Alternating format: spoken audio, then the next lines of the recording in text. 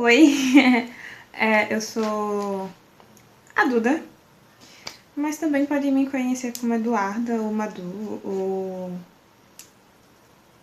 Duda.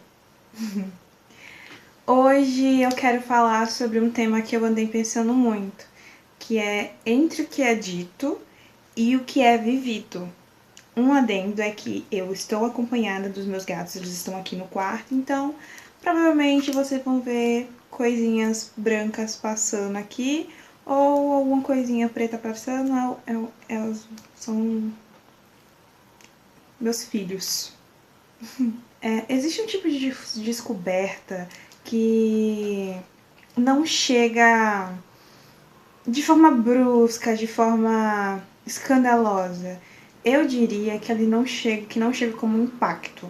Eu diria que chega até de forma silenciosa no geral. É como se a realidade estivesse sendo ali atualizada, sem um aviso prévio, sabe? E quando finalmente se torna claro isso, não é apenas uma informação nova, é uma reorganização completa daquilo que acredita-se ser verdade. Na psicologia existe um conceito conhecido como dissonância cognitiva. Eu já falei sobre isso em alguns vídeos antes, que descreve o desconforto ali gerado por... É um desconforto quando duas ideias incompatíveis coexistem. Em relações humanas, isso se manifesta quando aquilo que sentimos entra em conflito com aquilo que começamos a perceber. E aí, esses pequenos sinais, essas mudanças sutis, essas incoerências quase imperceptíveis, justifica meio que uma ruptura ali, né? Isoladamente, eu diria. Mas eles juntos formam um ruído difícil de ignorar, sabe? Ainda assim, muitas vezes, esse ruído ele é silenciado. E aí, ele não é silenciado por ingenuidade, mas por um mecanismo de preservação, eu diria. Confiar em certa medida, uma escolha de estabilidade. E aí, questionar constantemente aquilo que nos faz bem exigiria um nível muito maior de vigilância emocional. E poucas pessoas conseguem sustentar isso, tá entendendo? Por isso a mente tende a organizar a realidade de uma forma coerente. E aí, mesmo quando essa coerência depende de ignorar certas fissuras, isso ainda vai funcionar. Um ponto na filosofia sobre isso meio que oferece uma visão complementar. Aqui, ó, com o safado do Romeu. Esse gato, ele é extremamente curioso. E aí ele às vezes sobe assim e fica, né? Enfim.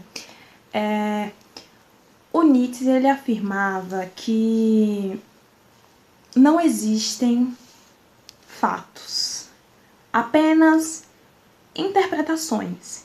E é bem legal debater isso, porque, de certa forma, isso revela algo bem essencial.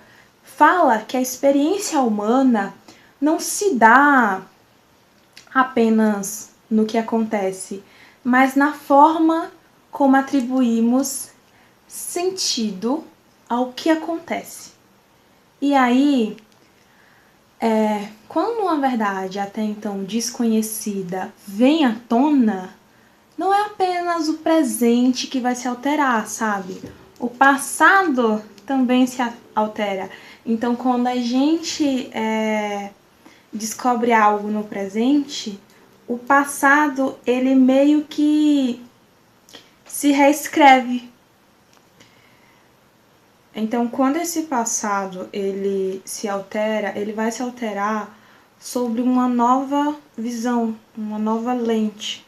E aí, eu te digo, talvez seja por isso que muitas descobertas doem tanto depois de serem descobertas, porque não é pelo evento em si, mas pela quebra de continuidade entre a história que foi vivida e a história que de repente passa a fazer sentido. E aquilo que antes parecia linear se fragmenta, se quebra, e aí revela duas narrativas, né, que podiam ali coexistir ao mesmo tempo, mesmo que apenas uma delas fosse conhecida. Então, ainda tem um elemento frequentemente negligenciado aqui, que é o quê? É o silêncio. E esse silêncio me diz o quê? Que nem toda missão é neutra. Às vezes, o que não é dito sustenta realidades inteiras, sabe? E a ausência de informação também constrói percepções. E isso se encaixa em vários contextos. E essas percepções, quando não confrontadas, se tornam base para decisões, expectativas e vínculos. E diante disso surge uma inquietação muito comum, eu diria, que é até que ponto é possível confiar na própria percepção. A dúvida, nesse caso que eu falo, não se dirige apenas ao outro, mas também a si mesmo.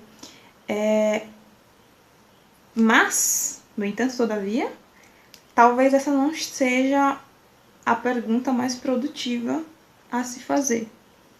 E aí, talvez o foco não deve estar em como não perceber antes, mas em o que fazer depois que perceber. A verdade, quando finalmente se revela, não devolve o que foi vivido sob outra condição, né? Ela apenas oferece uma nova consciência.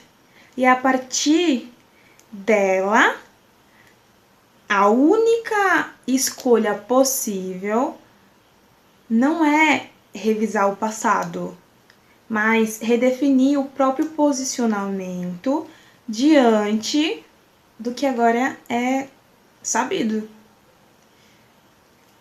Então, esse é o meu pensamento. Isso se encaixa para várias situações. Isso se encaixa para situações de distorção, de calúnia, de traição, de várias coisas. E aí eu fiquei pensando em como trazer isso, porque eu gravei vídeos antes que tinham esse mesmo foco, e aí eu fiquei pensando em como trazer para trabalhar os meus pensamentos nisso, né? Espero que vocês tenham entendido.